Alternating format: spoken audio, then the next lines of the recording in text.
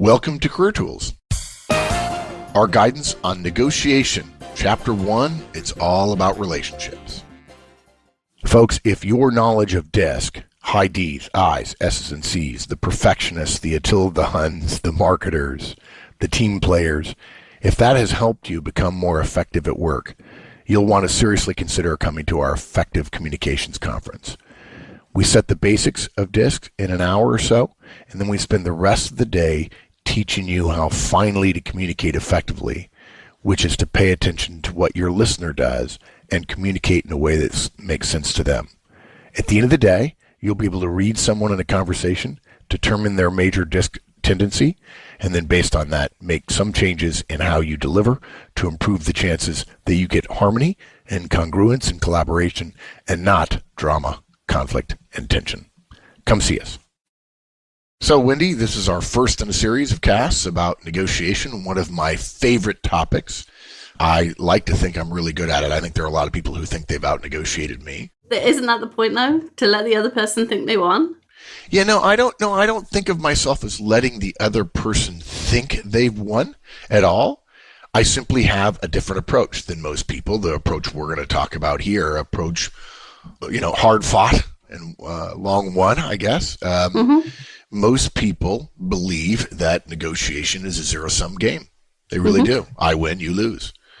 And Marvin Gaye said negotiation means getting the better of your opponent, the best of your opponent. That's an assumption, right?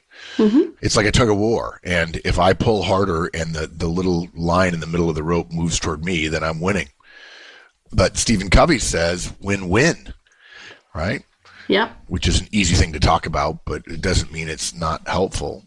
And the fact is, you have a relationship. There's some measure of a relationship before you start a communication, and then there's another measure of relationship after you finish a negotiation. And the question becomes, do you spend your goodwill on the negotiation? Do you win at the expense of the relationship that will ultimately sustain the negotiated agreement that the negotiation led to?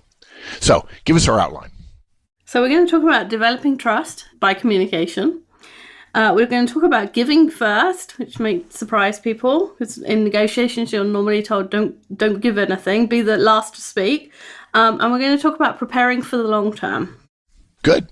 So, developing trust by communication. Gee, this is career tools, manager tools. I don't think we've ever talked about trust or communication. No. It's probably the first time we're going to talk about this. Yeah.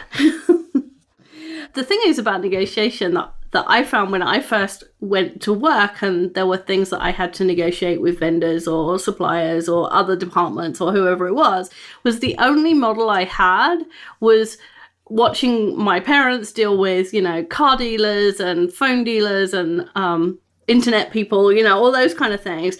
And the thing about dealing with those people is there is an assumption. You go into the conversation assuming that they're trying to rip you off. They have more information than you do, and it starts adversarially because there's this assumption that they are trying to confuse you, and so you start defensively. And so when I went to work, I was like, okay, well, I'm going to do that too. I'm going to be defensive, and I'm not going to tell anybody anything that they don't need to know.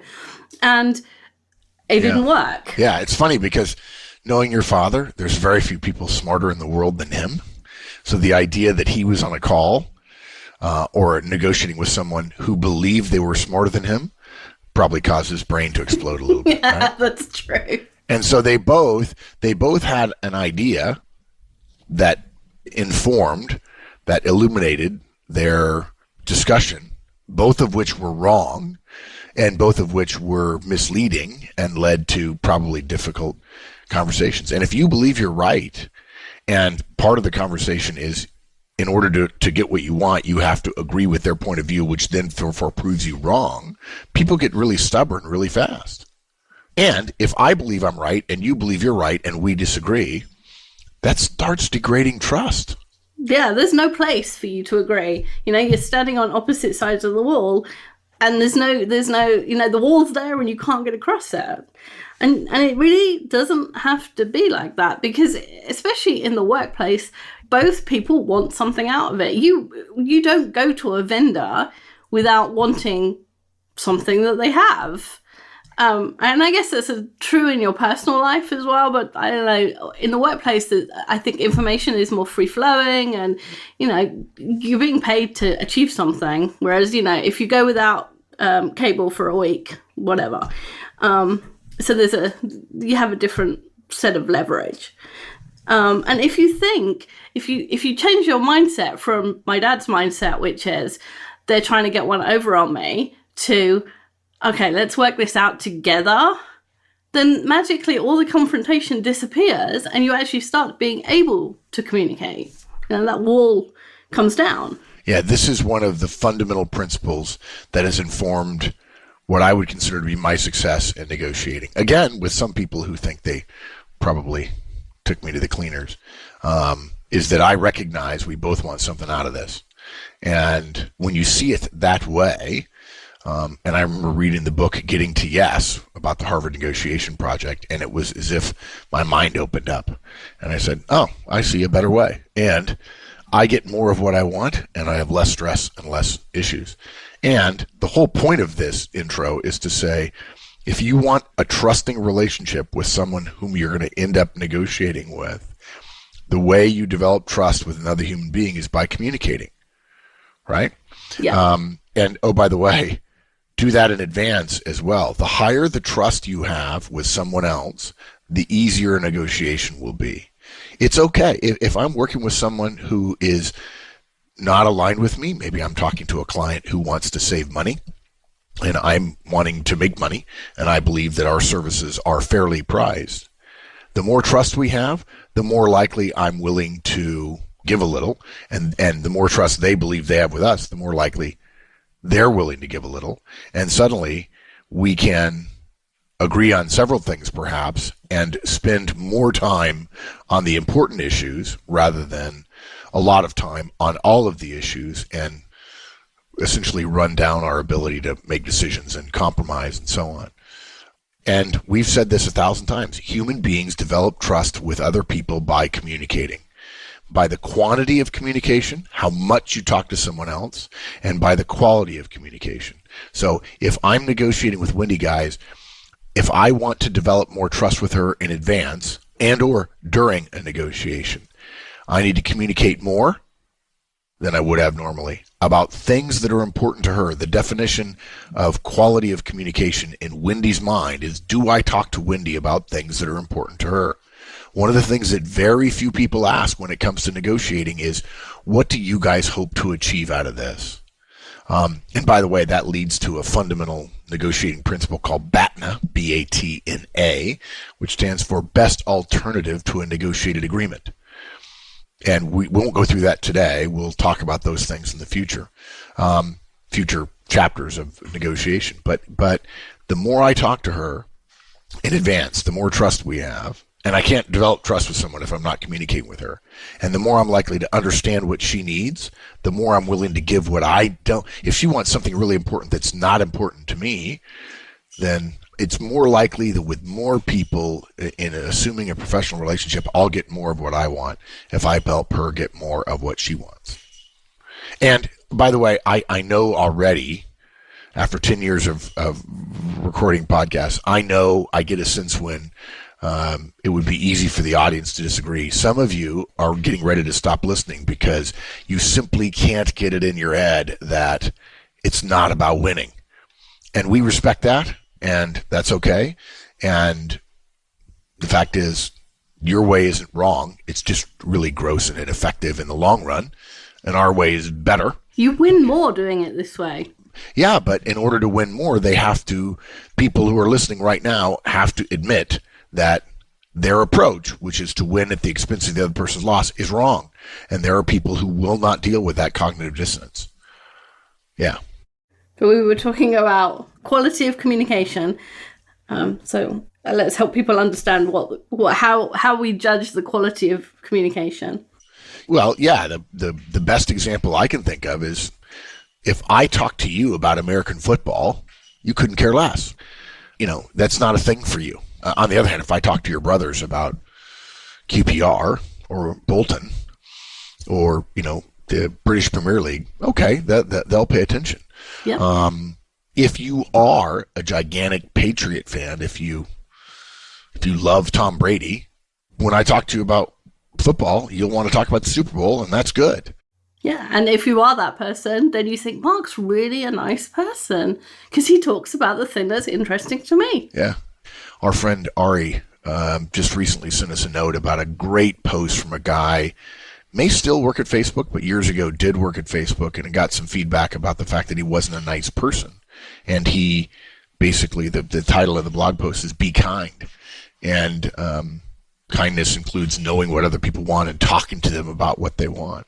And again, kindness doesn't enter into the mindset of a negotiator that says win-lose.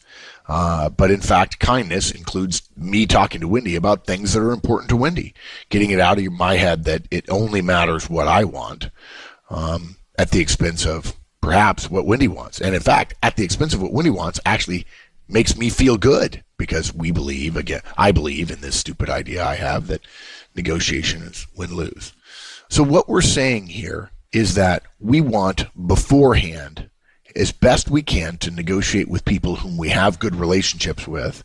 And one of the definitions of good relationships is trusting relationship.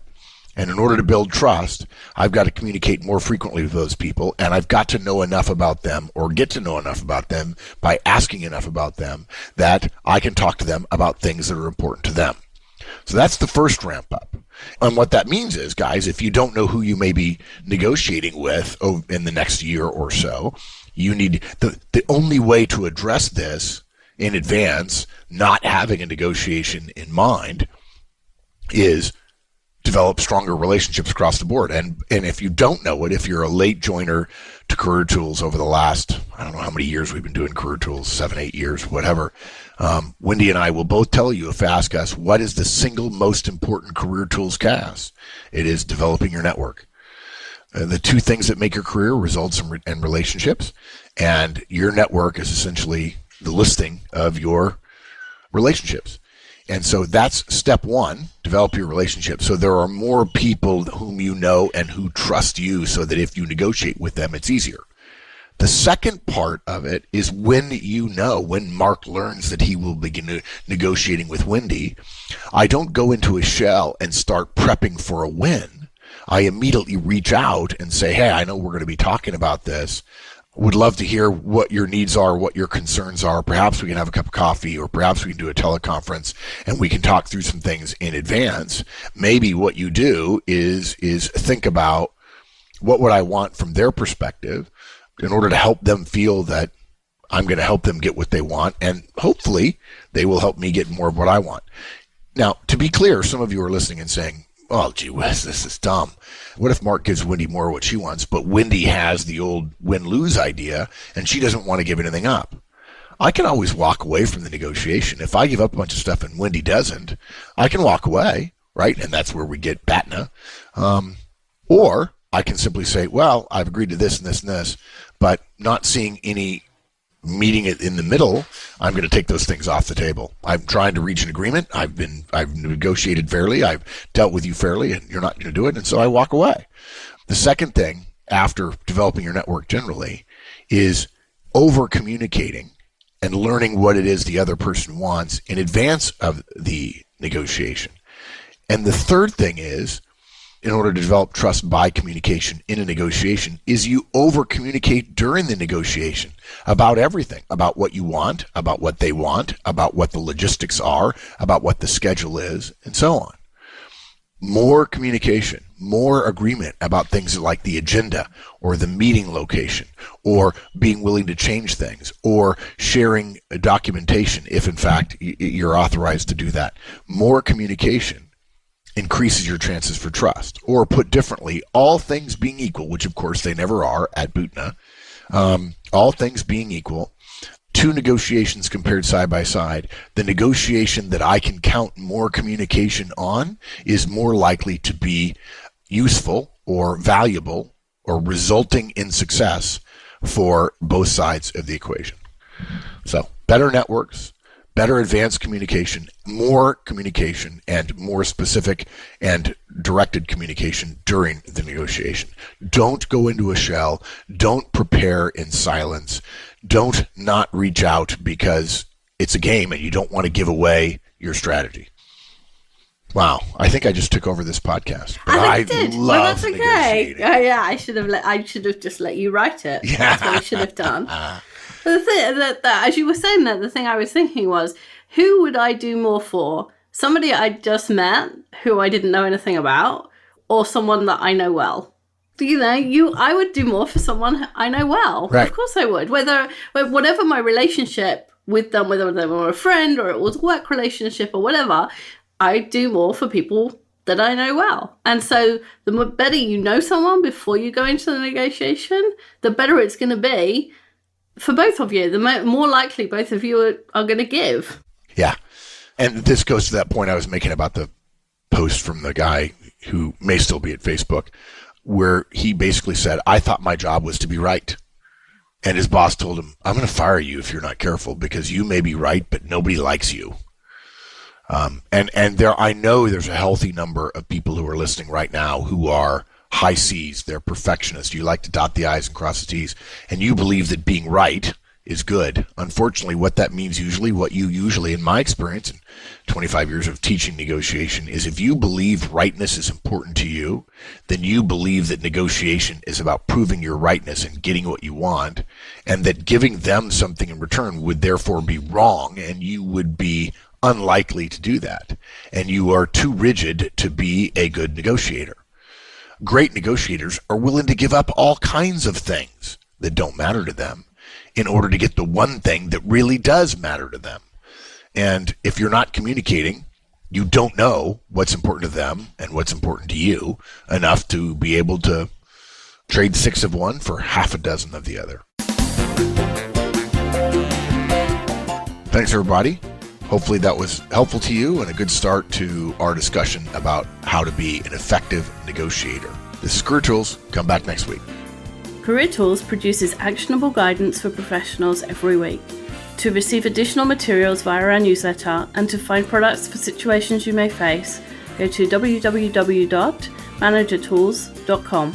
Search for Career Tools on Twitter and LinkedIn.